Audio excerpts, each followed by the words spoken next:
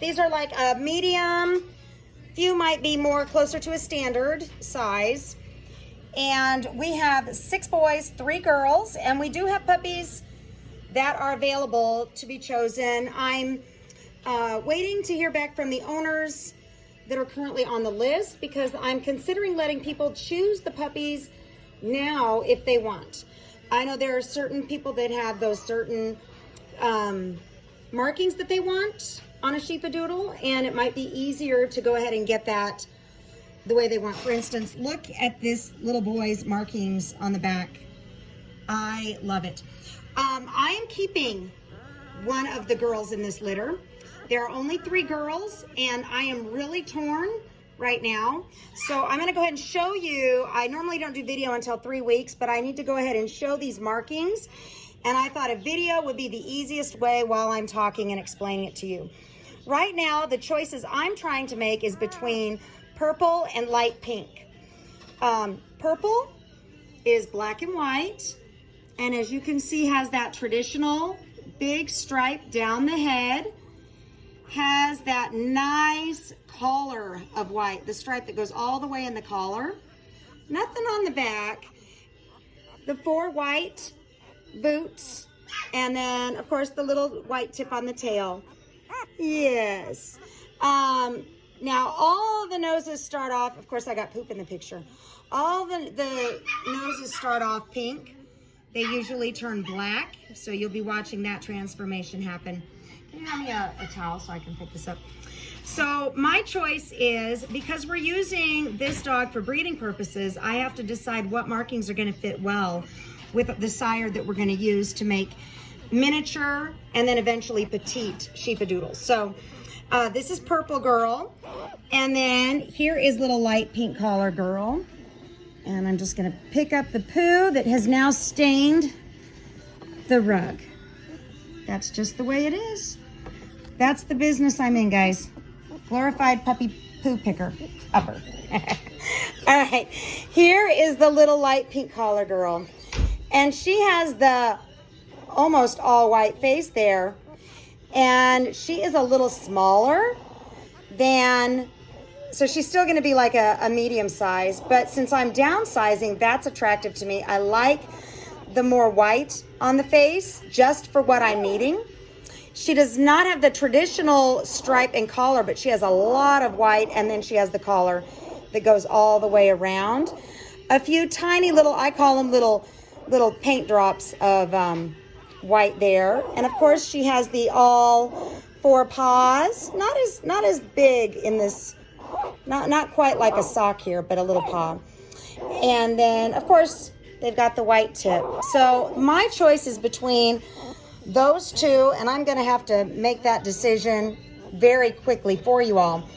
The last girl is also kind of a smaller girl, and I love her markings. She, under the right lighting conditions, I don't know if you can see it here, she has a little bit of a chocolate to her. So she's probably going to almost be a light gray. Even though looks dark black, she's gonna be very light. She's got the white stripe perfectly down there, the face. She just doesn't have the white collar. Yes, but she's got what's gonna look to be white. And she's got the 4 white socks. And let's see the tail. There's the tail. So she is just beautiful, and I'm trying to decide what I'm gonna do there. So as soon as I decide that, I feel that everybody's going to go ahead and have their favorites. Next, I'm gonna go to Red Collar Boy, who is a brindle. He's our traditional brindle. He is, I'm just assuming that he is going to get chosen right away because look at that eye. Look at him. He has the little panda eye, guys. So brindle simply means, this is what we use in AKC terms. This is the, I know some people use tri and stuff like that, but this is the color that we use. Anyway, there's a brown tan effect here. When this puppy gets mature, it's going to be almost all gray with light tan. You're not going to see any black. It's going to be gray and tan. And you'll see a lot of Bernedoodles with those markings as well. And you can see that little black eye, absolutely beautiful. And we have the white collar. And look at the white that goes up on the sides there. And then the tail. So this is red collar boy. I'm putting everybody behind my back, and they're just like totally secure and loving it. Next is turquoise collar boy. Oh yeah. Oh, we loving that. Oh goodness. Turquoise collar boy has a lot of black. The traditional white, I should say, let's move that a little bit. White stripe, but it kind of gets really, really light there. So it almost looks like it's two stripes. And let's see, let's turn you around so I can see your face. Got the white stripe up the middle of the face. More like socks on the front and a little boot down there. Yeah. Everybody, I should have pointed out, everybody has that white undercarriage. Yes, there's the white tail. There's the white tail. Yeah. See, I'm a pretty boy. Yes, you are. Oh, goodness. Okay. Next up, let's go to lime green boy. And he's a little smaller. He and yellow collar boy are a little smaller. We got the stripe. Let's take a look, better look at your face. There you are. Yeah, we got a stripe up the middle of the face. Kind of a collar going just to one side. And then let's take a look at our front socks and our back socks, and then the tail. Yes. So I would say someone who wants a smaller boy, this would be a good fit for you. Yeah. Oh my goodness, you sweet.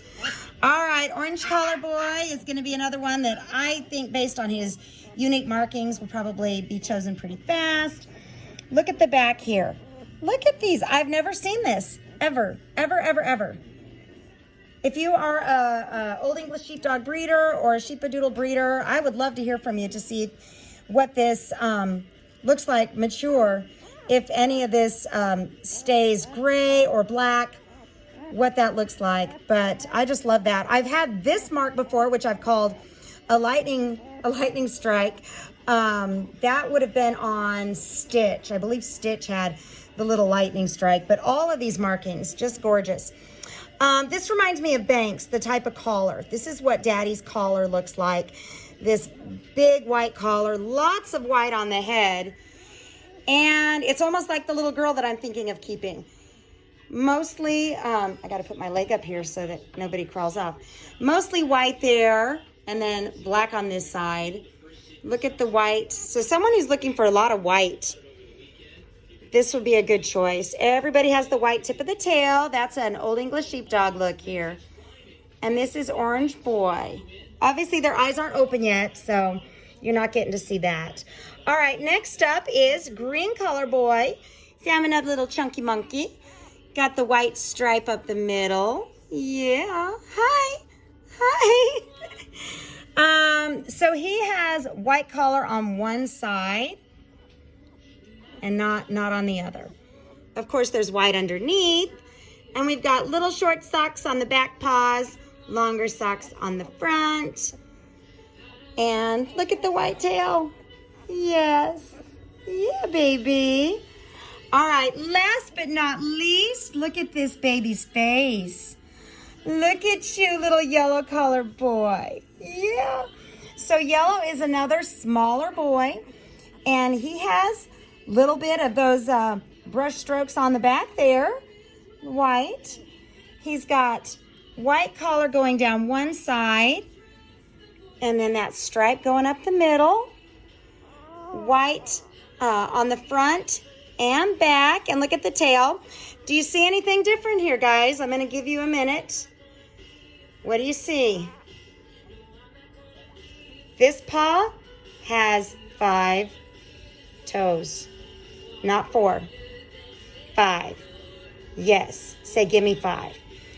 This is a condition that in some breeds is actually like, I want to say, such a uniqueness that it's something that people try to achieve. It's not something I'm trying to achieve because the normal number of toes is 4. So we are waiting to see what this means. This is not anything detrimental to health. We just have to see when we're able to x-ray this little paw and see if that is a bone structure. Is it something that he's going to use in his walking and balancing? And if it's something that is not going to be useful, that might possibly be a problem for him, then we would recommend removing it at the time of neutering. Not something that we would consider removing now or early because it may not be anything that we need to remove. We want to make sure we're doing what's best for him and not harming him in any way. So if he is going to successfully use that little toe, we're just going to leave that. If it's going to be like a dew claw, if there's just a claw and there's not a bone structure, then that is something that needs to be removed because it could get snagged. If there's bone structure in there and he uses it, then that's not going to be a problem for him. We want to make sure that he uses it properly. So that is the uniqueness of this little baby, guys. So they're doing good. Look at them all right here, snugs. All snug. All right, I'm going to post their pictures. Normally I wait until their eyes are open, but we've got so many asking me questions about their individual markings, and so that's what this video is for those that are wanting to go ahead and choose their puppy now and get the markings down that they so desire. And otherwise, we'll see you guys in week 3's video.